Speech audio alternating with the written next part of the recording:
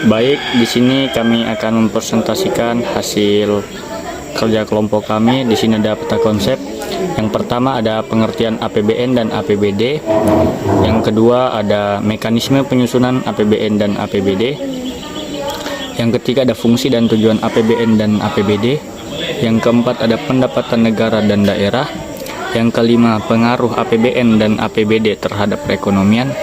Yang keenam adalah pengeluaran negara dan daerah. Baik, poin-poin yang pertama adalah mekanisme penyusunan dan APBN dan APBD.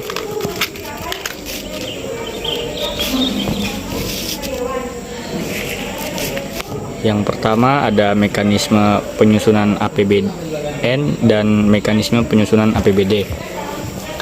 Selanjutnya ada fungsi dan tujuan APBN dan APBD. Yang pertama ada beberapa poin fungsi APBN. Yang pertama ada fungsi otorisasi, yang kedua ada fungsi perencanaan, yang ketiga ada fungsi pengawasan, yang keempat fungsi alokasi, yang kelima fungsi distribusi, yang keenam fungsi stabilisasi. Selanjutnya ada poin dari faktor-faktor APBD. Yang pertama ada fungsi otorisasi, yang kedua ada fungsi perencanaan, yang ketiga ada fungsi pengawasan, yang keempat ada fungsi alokasi, yang kelima ada fungsi distribusi, dan yang keenam ada fungsi stabilisasi.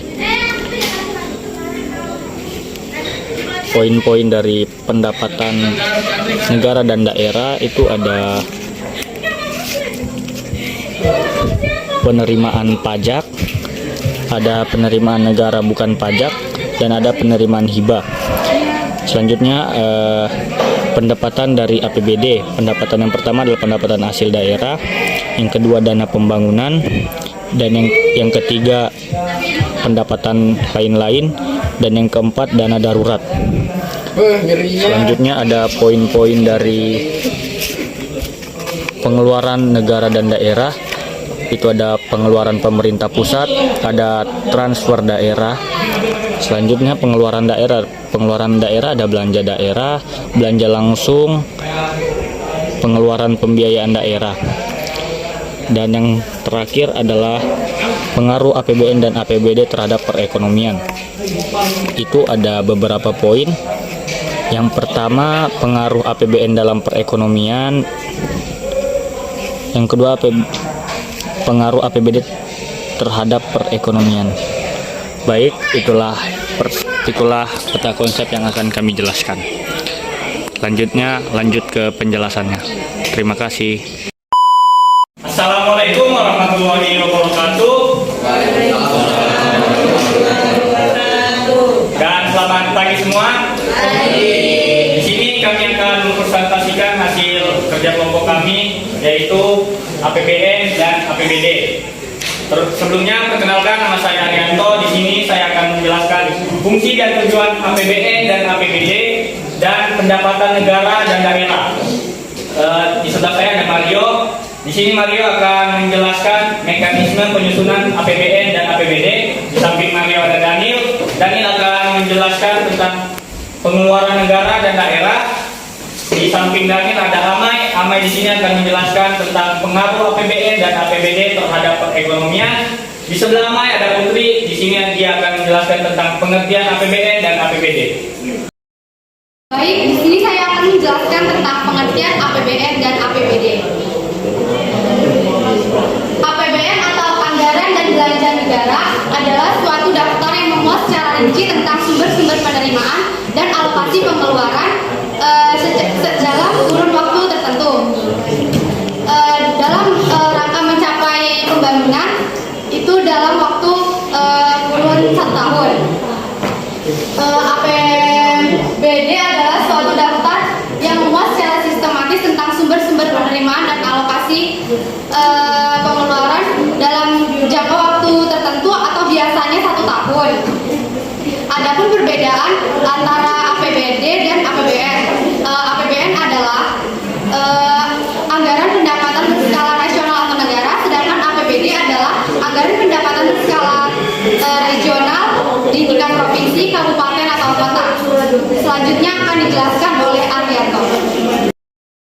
Di sini saya akan menjelaskan tentang fungsi dan tujuan APBN dan APBD.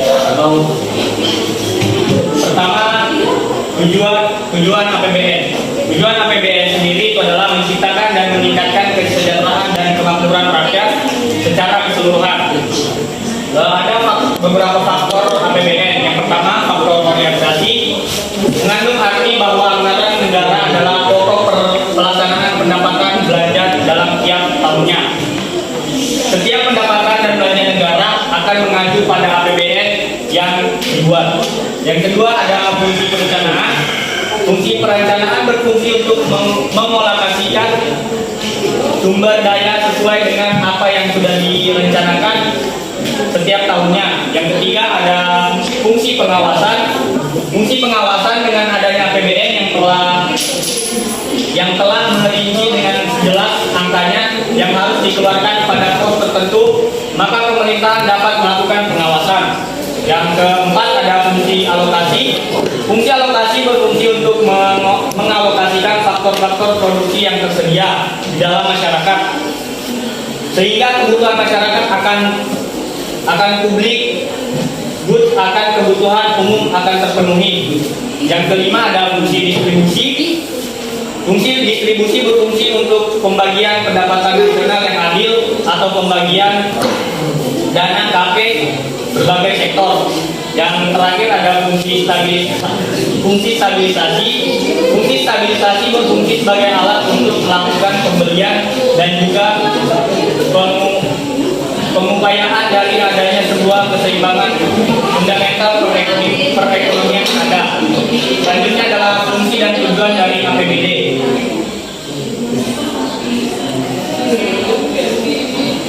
Tujuan APBD sendiri itu adalah untuk membantu pemerintahan daerah mencapai tujuan fiskal dan meningkatkan koordinasi antara bagian dalam lingkungan pemerintah daerah. Faktor APBD itu sama dengan faktor APBN, ada 6, yaitu fungsi otorisasi. Fungsi otorisasi menjadi dasar pemerintah daerah untuk menghitung pendapatan belanja pada 1 tahun. Yang kedua, ada fungsi perencanaan. APBD menjadi pedoman untuk pemerintah daerah merencanakan kegiatan. Yang ketiga, ada fungsi pengawasan. Fungsi pengawasan bertujuan untuk mengurangi pengangguran, pemborosan sumber daya, dan meningkatkan efisiensi perekonomian. Yang keempat, ada fungsi alokasi. APBD harus diarahkan untuk menciptakan lapangan kerja. Yang kelima, ada fungsi distribusi. Kebijakan APBD harus memperhatikan rasa keadaan dan kepatuhan. Yang keenam, ada fungsi stabilisasi, menjadi alat untuk memelihara dan mengupayakan keseimbangan fundamental perekonomian daerah. Selanjutnya ada pendapatan daerah, pendapatan negara dan daerah. Yang pertama, pendapatan APBD. Penerimaan pajak terdiri atas pajak penghasilan, pajak yang dikeluarkan atas penghasilan berupa gaji, upah, tunjangan, dan lain-lain. Yang kedua, ada pajak pertambahan nilai, pajak yang dikenakan atas setiap pertambahan nilai dari barang atau jasa dalam peredarannya dari produsen ke konsumen. Selanjutnya ada pajak pengeluaran atas barang mewah. Yang keempat, ada pajak bumi dan bangunan, pajak yang dipungut atas tanah dan bangunan karena adanya ketentuan atau kedudukan sosial ekonomi yang lebih baik.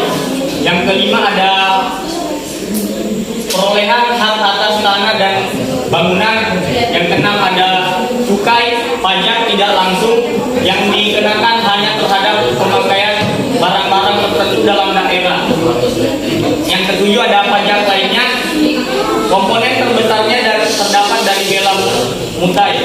Yang kedelapan, pajak perdagangan internasional. Bila masuk dan keluar. Yang selanjutnya, penerimaan negara bukan pajak, terdiri atas yang pertama, penerimaan sumber daya alam berasal dari hasil pemanfaatan SDA, minyak bumi dan gas alam, dan SDA non migas. Yang kedua, penerimaan bagian pemerintah atas laba BUMN. Yang ketiga, PNB lainnya berasal dari pendapatan kegiatan pelayanan yang dikeluarkan oleh Kementerian Negara sesuai fungsi masing-masing. Selanjutnya adalah pendapatan daerah. Pendapatan hasil daerah sumbernya adalah satu, pajak daerah. Yang kedua, retribusi daerah digolongkan jadi tiga, yaitu retribusi jasa umum, jasa usaha, dan pridona tertentu. Yang ketiga, hasil pengelolaan kekayaan daerah yang dipisahkan. Yang keempat, lain-lainnya PADA yang sah, misalnya jasa giro, pendapatan bunga, komisi, potongan, ataupun bentuk lain atas pengeluaran jasa. Yang B, ada dana penerimaan terdiri atas satu, dana bagi hasil, dua, dana alokasi umum, tiga, dana alokasi khusus. Yang C, lain-lain pendapatan terdiri atas hibah, dana darurat. Sekian dari presentasi saya, dilanjutkan oleh Daniel. Di sini saya akan menjelaskan pengeluaran negara dan daerah.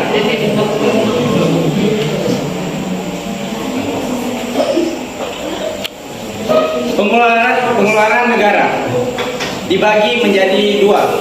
Yang A, pengeluaran negara pemerintah pusat. Pengeluaran pemerintah pusat dibagi menjadi tiga bagian, dikelompokkan menjadi tiga bagian. Yang pertama, menurut organisasi. Menurut organisasi adalah pengelompokan belanja menurut alokasinya kepada kementerian negara atau lembaga sesuai dengan program kerja pemerintah yang akan dijalankan. Yang kedua, menurut fungsi. Menurut fungsi adalah menjalankan fungsi pelayanan umum, pertahanan, ketertiban, dan keamanan ekonomi, dan sebagainya. Yang ketiga, menurut jenis adalah untuk membiayai belanja pegawai, belanja barang, belanja modal, pembayaran bunga utang subsidi, belanja hibah, bantuan sosial, dan belanja lain-lainnya.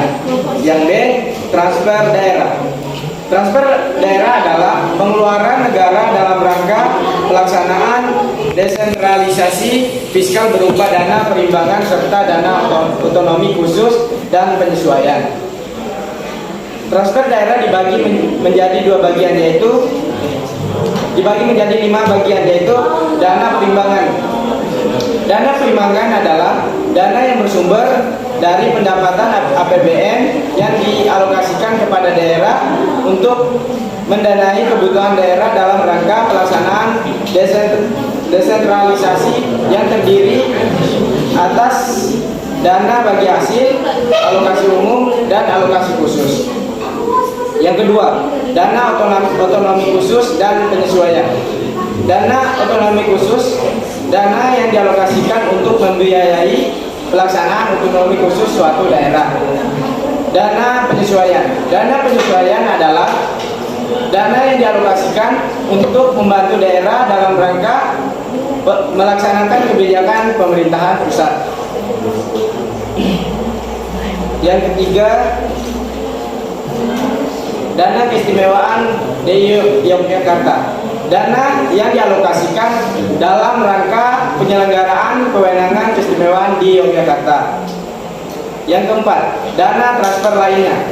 Dana transfer lainnya adalah dana yang dialokasikan untuk membantu daerah dalam rangka melaksanakan kebijakan tertentu sesuai dengan ketentuan peraturan perundang-undangan. Yang kelima, dana desa.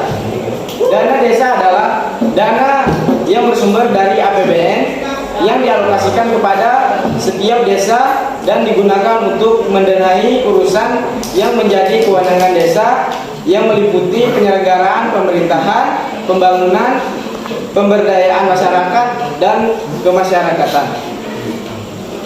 Pengeluaran daerah. Pengeluaran daerah dibagi menjadi dua bagian. Yang pertama, belanja daerah. Belanja daerah ada beberapa jenis, yaitu yang pertama, belanja tidak langsung. Belanja tidak langsung adalah belanja yang dianggarkan tidak terkait secara langsung dengan pelaksanaan program dan kegiatan. Dan yang kedua adalah sebaliknya, belanja langsung. Belanja langsung yang dianggarkan terkait secara langsung dan pelaksanaan program dan kegiatan. Yang B, pengeluaran pembiayaan daerah. Pengeluaran pembiayaan daerah dibagi menjadi dua. Yang pertama, penerimaan pembiayaan. Semua penerimaan yang perlu dibayar kembali baik pada tahun anggaran yang bersangkutan maupun pada tahun berikutnya. Yang kedua, pengeluaran pembiayaan. Pengeluaran pembiayaan akan diterima kembali baik pada tahun anggaran yang bersangkutan maupun pada tahun anggaran berikutnya. Terima kasih. Baiklah, di sini saya akan menjelaskan mengenai mekanisme penyusunan APBN dan APBD.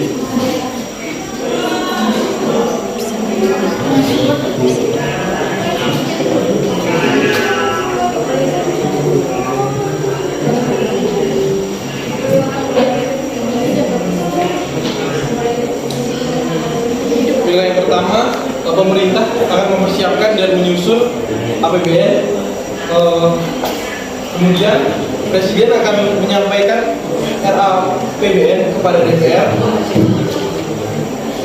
Selanjutnya DPR perlu menyetujui RAPBN melalui sidang paripurna bersama Presiden. Bila disetujui, itu akan menjadi RAPBN akan berubah menjadi APBN. Apabila tidak disetujui, akan menggunakan APBN pada tahun sebelumnya. Selanjutnya, saat APBN disetujui, dokumen pelaksanaan APBN harus disahkan oleh Menteri Keuangan sekaligus diperkuat dengan keputusan Presiden.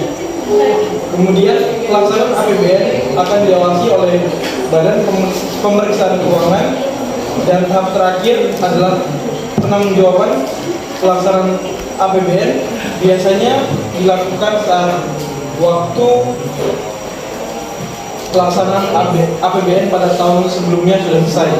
Selanjutnya ada mekanisme penyusunan APBD, yang mana pada pertama pemerintah daerah melakukan pengajuan permohonan APBD kepada DPRD. Kemudian DPRD akan melakukan analisis terhadap RAPBD untuk mengambil keputusan apakah menyetujui atau tidak.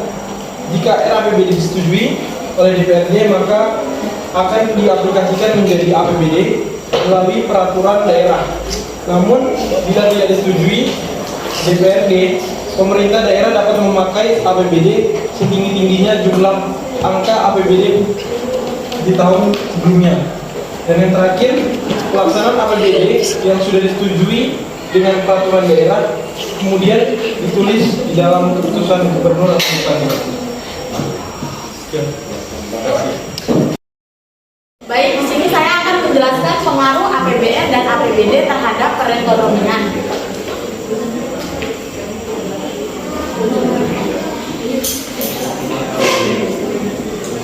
Yang pertama ada pengaruh APBN dalam perekonomian.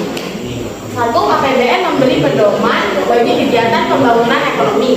Yang kedua, APBN dapat digunakan sebagai alat perbaikan perekonomian. Contohnya pada tahun 1982 Indonesia melihat harga BBM yang terus menurun. Pada saat itu Indonesia menggantungkan penerimaan pada sektor migas.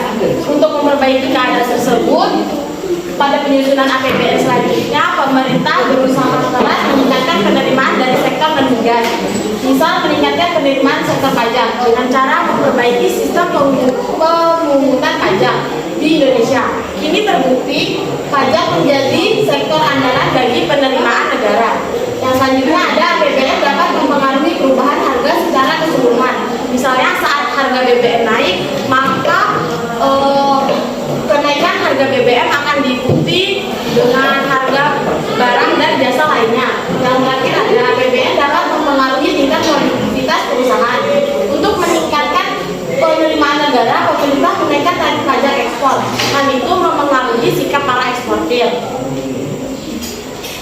Jika tarif pajak ekspor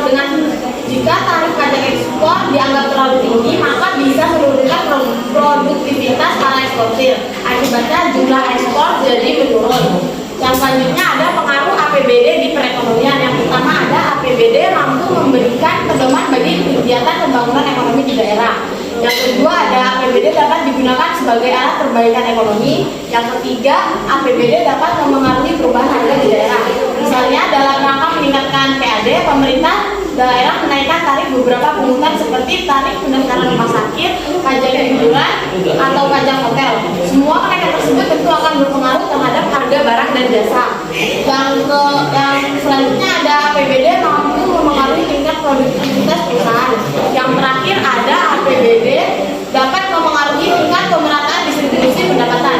Misalnya di Garut mengenal adanya sarang burung walet yang dimana pemiliknya pasti akan menjadi sangat kaya. Agar kekayaan mereka tidak menumpuk dan menimbulkan kecemburuan sosial serta menciptakan ketimpangan distribusi pendapatan, maka pada APBD dianggarkan pajak sarang walet. Pajak yang dikenakan akan digunakan pemerintah daerah untuk kepentingan masyarakat banyak. Baik, sekian dari presentasi kami yang kurang ini, karena kalau yang lebihnya kelasan aku ke dia. Wassalamualaikum warahmatullahi wabarakatuh. Waalaikumsalam warahmatullahi